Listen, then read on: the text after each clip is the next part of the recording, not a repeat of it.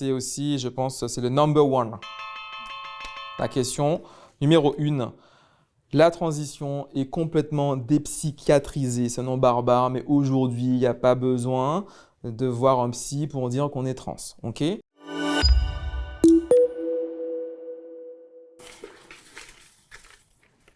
Allez, hop! Mon ado est trans, en tant que parent, comment je peux l'accompagner? Alors ça, c'est une question qui revient très souvent. C'est un peu chaud-bouillant dans l'actualité, dans toutes les recommandations. Le cœur du problème, c'est est-ce qu'on prend en charge ou pas les ados, à quel âge et quand et comment? Il faut savoir que les personnes queer en général, les personnes LGBTQIA+, et particulièrement les personnes trans, sont beaucoup plus vulnérables que les autres, encore plus quand on est ado. Le taux de suicide, il est majeur et beaucoup plus important chez les ados queer, encore plus chez les ados trans. Donc si j'ai un seul conseil à donner en tant que parent, c'est d'écouter, d'accueillir et de se renseigner, de s'éduquer. Ce n'est pas à vos enfants de vous expliquer tout ce qu'ils traversent. Il y a plein d'assos communautaires, il y a plein de sites de vulgarisation, il y a des soignants qui sont formés, qui pourront vous expliquer. Et être là et présent et d'accueillir les choses et d'être en soutien, c'est quelque chose qui est le plus important. Tous les ados que j'accompagne disent toujours la même chose, c'est que être soutenu, être entendu, c'est quelque chose d'important pour eux. Ça ne veut pas dire forcément que ça aboutit à du soin ou du médical derrière, mais au moins le fait d'être entendu, ça fait baisser la soupape et ça fait aussi entamer le chemin de l'acceptation de soi. Et pour remettre dans le contexte des gens qui ne comprennent pas.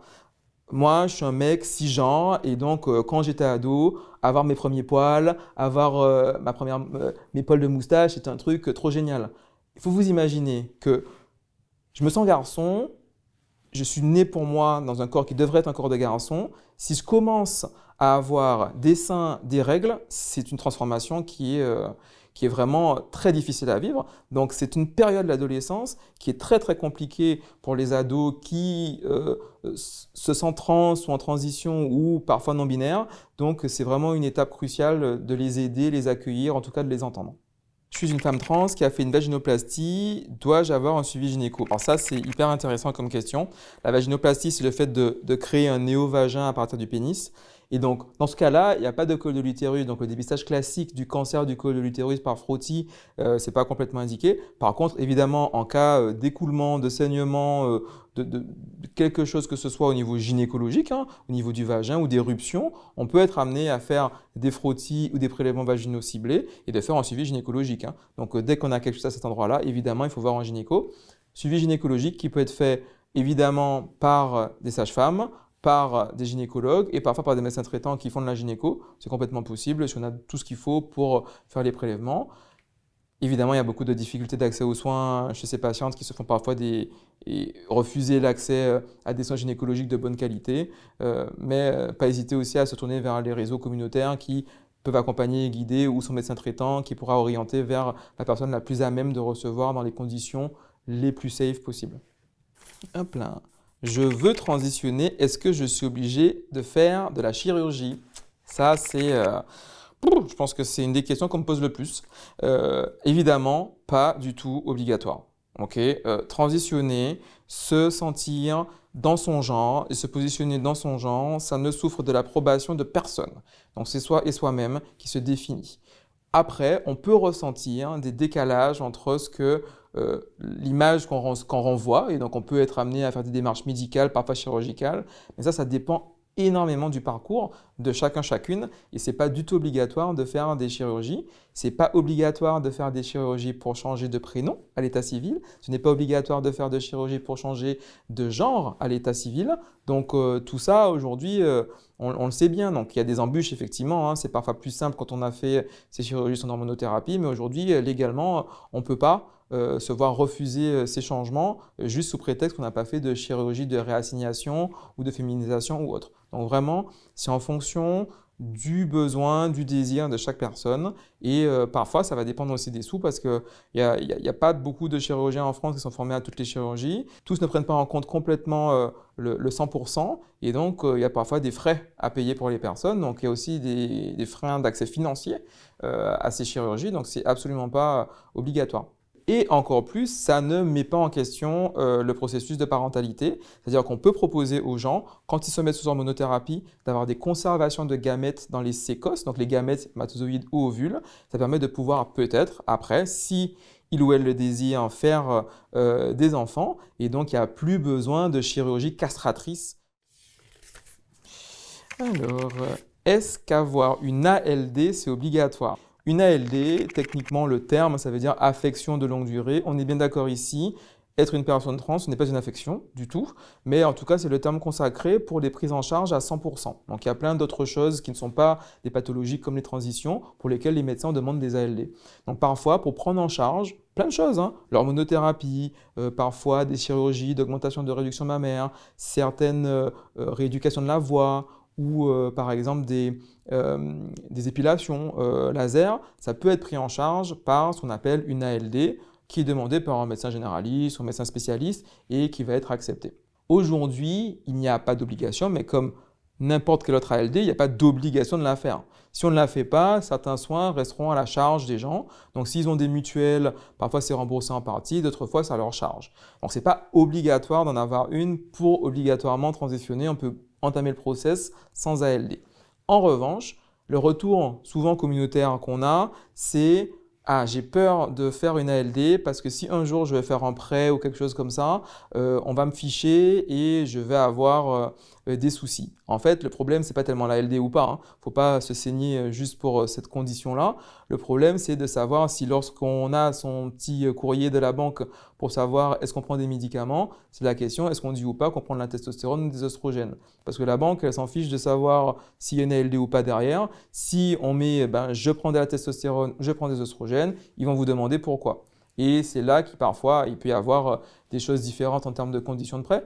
Mais le fait d'avoir ou pas une ALD, bon, pour moi, ça ne met pas en danger sur ça.